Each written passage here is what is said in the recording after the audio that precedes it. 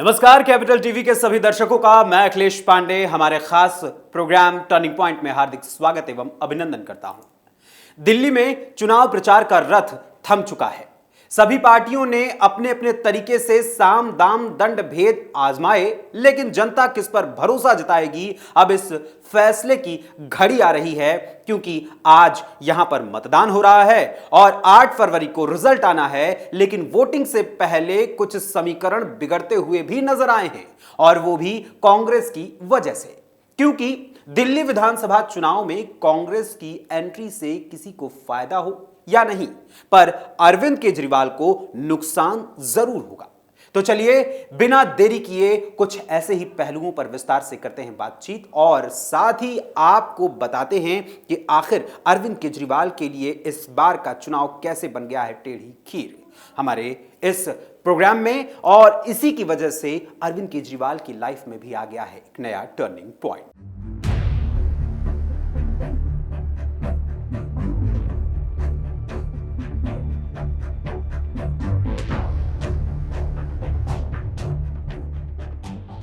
दिल्ली में विधानसभा चुनाव के प्रचार अब थम चुके हैं, लेकिन लोगों की गूंज अभी भी बाकी है और आज वोटिंग हो रही है। वोटिंग से पहले प्रमुख राजनीतिक दलों, खासकर सत्तारूढ़ आम आदमी पार्टी और कांग्रेस की नजरें मुस्लिम बाहुल्य मानी जाने वाली करीब 22 सीटों पर टिकी हुई थी।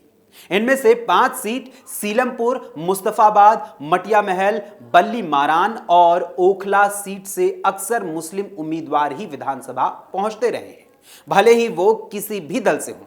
इसके अलावा बाबरपुर, गांधीनगर, सीमापुरी, चांदनी चौक, सदर बाजार, किराड़ी, जंगपुरा व करावल नगर समेत 18 सीट ऐसी भी हैं जहां मुस्लिम आबादी 10 से 40% मानी जाती है, और इन क्षेत्रों में मुस्लिम समुदाय निर्णायक भूमिका अदा करता रहा है। साल 2011 की जनगणना के मुताबिक दिल्ली में मुस्लिम आबादी करीब 13% थी। जानकार मानते हैं कि इस बार मुस्लिम मतदाता सत्तारूढ़ आम आदमी पार्टी और कांग्रेस को लेकर असमंजस में हैं। जानकारों के मुताबिक दिल्ली के मुस्लिम मतदाता परंपरागत तौर पर कांग्रेस को वोट देते आए हैं, लेकिन 2015 में वो कांग्रेस का हाथ छोड़कर आम आदमी पार्टी के पाले में चले गए थे, और 2020 के चुनाव में अल्पसंख्यक समुदाय ने और मजबूती से सत्तारूढ़ दल को अपना समर्थन दिया, जिस वजह से ज्यादातर मुस्लिम बाहुल्य इलाकों में कांग्रेस के उम्मीदवार अपनी जमानत भी नहीं बचा सके। मगर उत्तर पूर्वी दिल्ली के 2020 के दंगे, कोरोना वायरस महामारी के दौरान उपजे तबलीगी जमात यानी जो तबलीगी जमात है उसके मुद्दे और अल्पसंख्यक समुदाय से जुड़े मुद्दों पर पार्टी की कथित चुप्पी से माना जा रहा है कि मुस्लिम मतदाताओं में आम आदमी पार्टी को लेकर नाराजगी है। हालांकि मुस्लिम राजनीति के जानकार एवं centre for the study of developing societies यानी CSDS में एसोसिएट प्रोफेसर हिलाल अहमद का कहना है कि जहां तक मुस्लिम वोटों का सवाल है, आम आदमी पार्टी को निश्चित रूप से बढ़त हासिल है। मुस्लिम बाहुल्य क्षेत्र में उसके पास जमीनी स्तर के कार्यकर्ता और दूसरे स्तर के नेतृत्व भी हैं। उन्होंने कहा है कि कांग्रेस के मुस्लिम समुदायों के साथ ऐतिहासिक जुड़ाव से इनकार नहीं किया जा सकता, और वो भी अपने लिए जगह बनाने की कोशिश कर रही है। अहमद ने कहा कि इस संदर्भ में मतदाताओं की समझ को ध्यान में रखना चाहिए। मेरे विचार से दिल्ली के मुस्लिम मतदाता अन्य सामाजिक समूहों की तरह समझदार तरीके से मतदान करने जा रहे हैं। आखिरकार ये एक विधानसभा चुनाव है जहां मतदाता अपने चुने हुए प्रतिनिधियों के साथ निकटता महसूस करता है। सीलमपुर से करीब 30 किलोमीटर दूर एक अन्य मुस्लिम बाहुल्य सीट ओखला के लोगों का मानना है कि मुसलमानों के पास आम आदमी पार्टी को वोट देने के अलावा कोई विकल्प नहीं है, क्योंकि बड़ी तस्वीर में केवल आम आदमी पार्टी ही भाजपा को सत्ता में आने से रोक रही है। यही बात शाहदरा जिले के बाबरपुर इलाके में रहने वाले व तबलीगी जमात से जुड़े अब्दुल रहमान भी कहते हैं कि बीजेपी को रोकने के लिए आम आदमी पार्टी ही विकल्प है। दंगा प्रभावित उत्तर पूर्वी दिल्ली के मुस्तफाबाद विधानसभा क्षेत्र के शेरपुर चौक के लोगों का मानना है कि आम आदमी पार्टी पर ही भरोसा है। ऐसा नहीं है कि सारे मतदाताओं का रुख यही है, कुछ कांग्रेस को वोट देने की भी बात करते हैं। बल्ली मारान विधानसभा क्षेत्र के फराश खाना इलाके में रहने वाले लोगों का मानना है कि वो पिछले 2 चुनाव से आम आदमी पार्टी को वोट देते आए हैं, लेकिन इस बार उन्होंने कांग्रेस को वोट देने का फैसला किया है। इसकी वजह पूछने पर वो कहते हैं कि जब भी मुस्लिमों से जुड़ा कोई मुद्दा होता है तो केजरीवाल खामोशी अख्तियार कर लेते हैं। दिल्ली में विधानसभा चुनाव आते ही राजनीतिक दलों की रणनीतियां खुलकर सामने हैं। कांग्रेस, जो कभी राजधानी की सबसे मजबूत राजनीतिक ताकत थी, अब खुद को दोबारा खड़ा करने की कोशिश में जुटी हुई है। पिछले 2 चुनावों में आम आदमी पार्टी के प्रभाव ने कांग्रेस को पूरी तरह से हाशिए पर धकेल दिया था, लेकिन इस बार पार्टी ने मुस्लिम मतदाताओं को फिर से अपने पक्ष में लाने के लिए पूरी ताकत झोंक दी है। सवाल यह है कि क्या कांग्रेस अपनी पुरानी जड़ों को फिर से मजबूत कर पाएगी या सिर्फ एक चुनावी दांव यह साबित होगा। दिल्ली में कांग्रेस का शासन 1998 से 2013 तक रहा, जब शीला दीक्षित के नेतृत्व में पार्टी ने राजधानी में विकास कार्यों पर जोर दिया। लेकिन 2013 में जब आम आदमी पार्टी ने अपने पहले चुनाव में ही 28 सीटें जीतकर धमाकेदार एंट्री की, तो कांग्रेस के लिए मुश्किलें शुरू हो गईं। 2015 और 2020 के चुनावों में कांग्रेस का प्रदर्शन बेहद निराशाजनक रहा और पार्टी शून्य पर सिमट गई। पिछले 2 विधानसभा चुनावों में मुस्लिम मतदाता, जो कभी कांग्रेस के परंपरागत समर्थक माने जाते थे, उन्होंने भारी संख्या में आम आदमी पार्टी को समर्थन दिया, वोट दिया। इसने कांग्रेस की स्थिति को और कमजोर कर दिया। लेकिन अब कांग्रेस की नई रणनीति मुस्लिम बाहुल्य सीटों पर पूरी ताकत झोंकने की है। इस बार कांग्रेस ने अपने प्रचार अभियान की शुरुआत उन इलाकों से की थी जहां मुस्लिम मतदाता निर्णायक भूमिका निभाते हैं। राहुल गांधी ने 13 जनवरी को सीलमपुर से अपनी पहली जनसभा की थी, जहां 57% से अधिक मुस्लिम मतदाता हैं। इसके बाद 28 जनवरी को उन्होंने ओखला में रैली की, जहां 52.5% मुस्लिम आबादी है। वहीं प्रियंका गांधी ने भी मुस्तफाबाद, बाबरपुर और सीमापुरी जैसी मुस्लिम बाहुल्य सीटों पर प्रचार किया था। 2015 और 2020 के विधानसभा चुनावों में मुस्लिम मतदाता भारी संख्या में आम आदमी पार्टी के साथ खड़े थे, लेकिन 2020 के दिल्ली दंगों के बाद समुदाय में केजरीवाल सरकार को लेकर नाराजगी देखी गई। 2022 के नगर निगम चुनावों में यह असंतोष साफ झलका, जब मुस्लिम बाहुल्य इलाकों में कांग्रेस को बेहतर प्रदर्शन करते हुए देखा गया।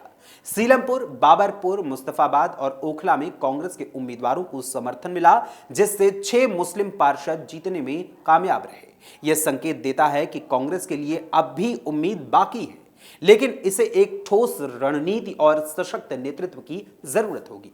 कांग्रेस और आम आदमी पार्टी के बीच मुस्लिम वोटों को लेकर जारी संघर्ष का सीधा लाभ भाजपा को मिलने की उम्मीद है। अगर मुस्लिम वोट कांग्रेस और आम आदमी पार्टी के बीच बंट जाते हैं तो भाजपा के लिए यह फायदेमंद स्थिति बनने वाली है। भाजपा का कोर वोटर पहले से ही स्थिर है, लेकिन अगर विपक्षी दलों का वोट बढ़ता है तो भाजपा को फायदा मिल सकता है। दिल्ली में कांग्रेस के लिए यह चुनाव एक अस्तित्व की लड़ाई से कम नहीं है। अगर पार्टी मुस्लिम वोटर्स को फिर से अपनी तरफ मोड़ने में सफल हो पाई तो वो एक बार फिर से मुकाबले में आ सकती है। हालांकि कांग्रेस को सिर्फ मुस्लिम वोटर्स पर निर्भर रहने की बजाय एक व्यापक रणनीति अपनाने की जरूरत थी, जिसमें दलित, पिछड़े और मध्यम वर्गीय मतदाताओं को भी शामिल करने की वो कोशिश करते रहे, लेकिन कितना कर पाए ये तो वक्त बताएगा। दिल्ली की अगर हम बात करें तो पहले ही चुनाव में 70 में से 28 सीटें जीतकर आम आदमी पार्टी ने सबसे बड़ा झटका कांग्रेस को 2013 में दिया था, लेकिन 8 सीटों पर सिमटी कांग्रेस की मदद से ही उसने सरकार बनाई थी। सरकार 49 दिन चली, फिर राष्ट्रपति शासन लागू हो गया। 2015 के चुनाव में आम आदमी पार्टी की सीधी लड़ाई हुई और आंधी ऐसी चली कि कांग्रेस जड़ से उखड़ गई। भाजपा भी मात्र 3 सीटों पर ही सिमट पाई।